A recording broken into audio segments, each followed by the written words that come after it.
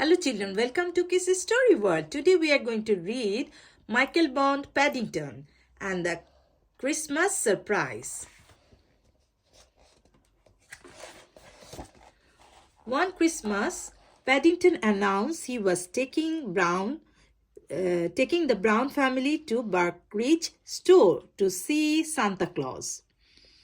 It's very good value, he explained. Apart from meeting Mr. Claus, there is a sleigh ride through Winter Wonderland, and you get to visit his workshop at the North Pole. We might even see where he makes his marmalade.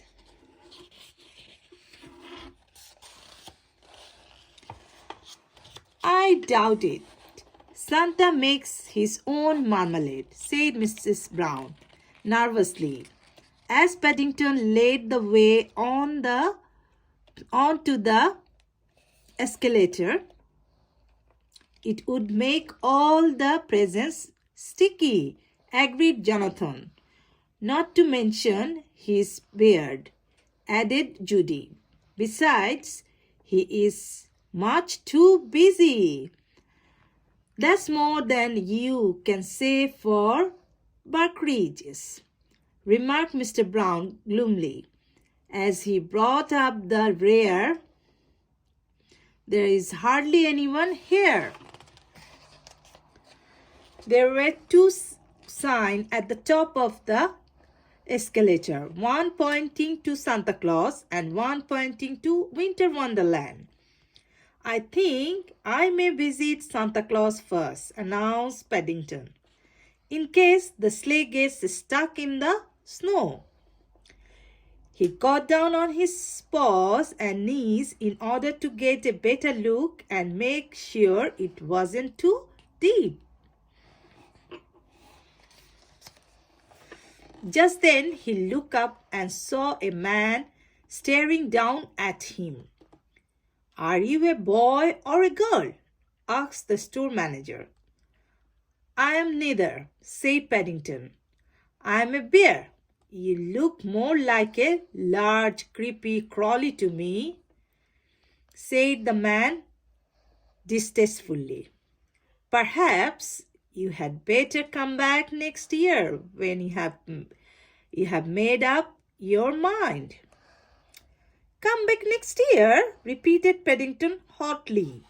"But I have bought my Christmas list. I thought it would save the postage." The Browns were too far away to hear what was being said, but from the look on Paddington's face, they guessed something must be wrong. "Hurry up," called Mrs. Bird. "We are all ready to go." "Oh dear, Henry," said Mrs. Brown. "I do hope the sleigh ride is a success. Paddington's been saving his barn money for ages, and he will be most upset if it doesn't live up to his expectation." As Paddington clambered aboard and they set off, Mr. Brown held up a leaflet. "Listen, everybody," he called. "First of all, we go past Santa's winter garden. I think I prefer Mrs. Bird's window box," said Paddington. The Browns exchanged anxious glances. It didn't seem a very good start to the outing. Santa's stables. "How about this one then?" continued Mr. Brown as they turned a corner. "Is the stable where Santa keeps his reindeer?" Paddington didn't say anything. From where he was sitting, it looked more like a dog kennel, and the only reindeer he could see was a plastic one that had fallen over in the snow. Next, Mr. Brown pointed to a very tall tower with a flashing light at the top. That's the lighthouse at the North Pole, he said. It is there to make sure Santa arrives back home safe and sound after he is delivered all his presents. Paddington gave it a hard stare. I think there must be a wire loose. Mr. Brown, he exclaimed. The light keeps going on and off. Lighthouses are supposed to flash, broke in Jonathan.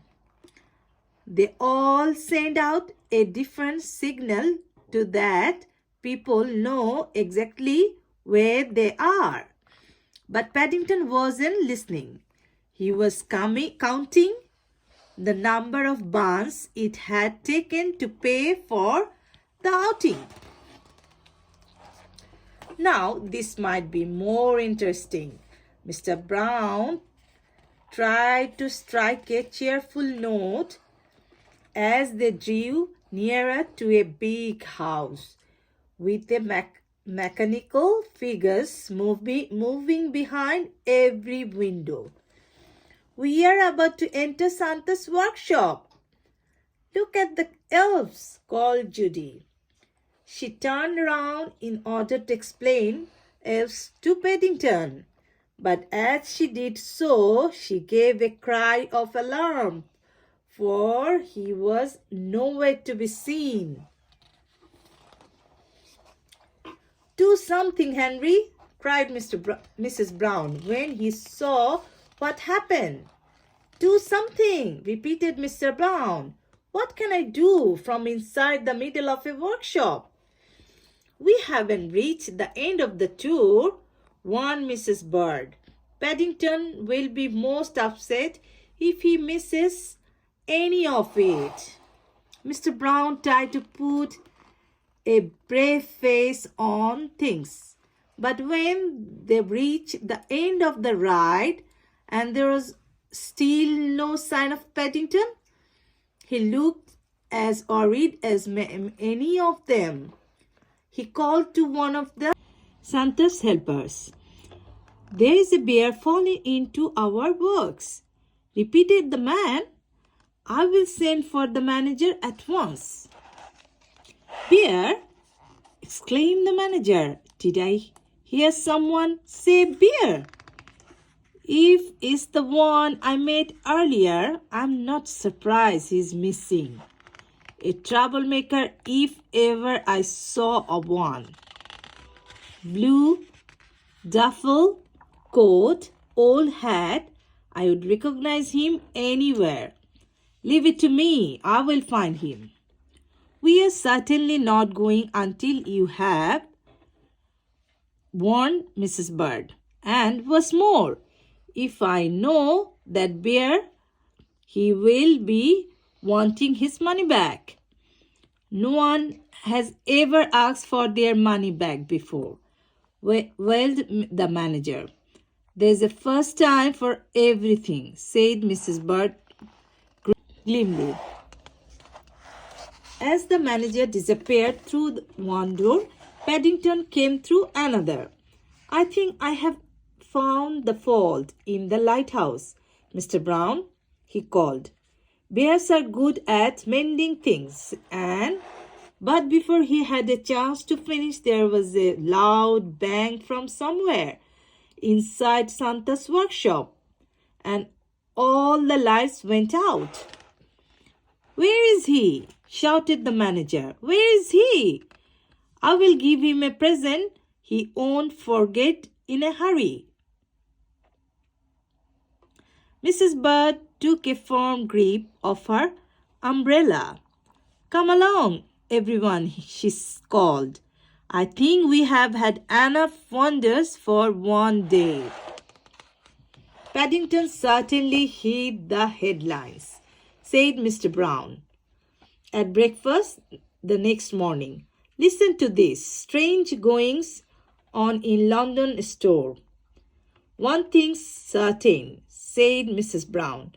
We shan't be allowed into Buckridge again in a hurry. I don't know, broke in Jonathan. Listen to this one. Crowds flock to Shanta's workshop.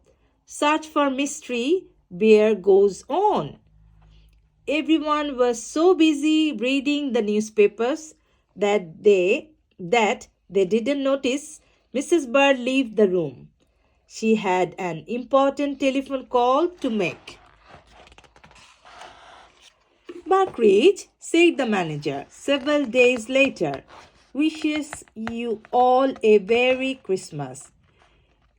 Ever since this young bear first honored us with a visit, we have had queue outside our store. It is quite like old times. He turned to Mrs. Bird. And thank you,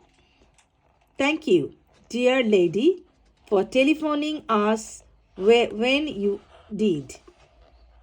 Perhaps I could do some more repair for you, said Paddington hopefully.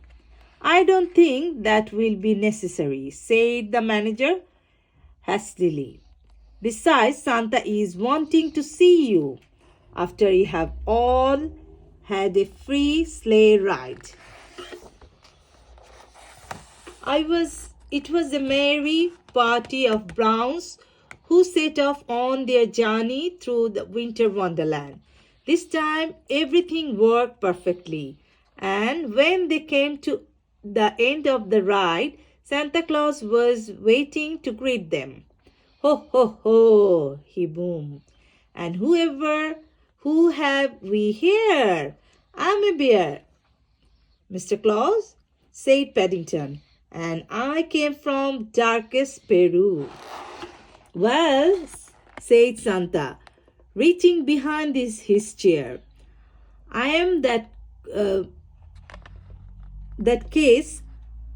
I think I know just what you would like. Paddington nearly fell over backwards with surprise as Santa Claus held up an enormous jar. There was a label on the side that said homemade, and it was tied at the top with a big red bow. It's my favorite, Mr. Claus, he cried. How did you guess? Mrs. Bird's face went pink as Santa gave her a knowing smile.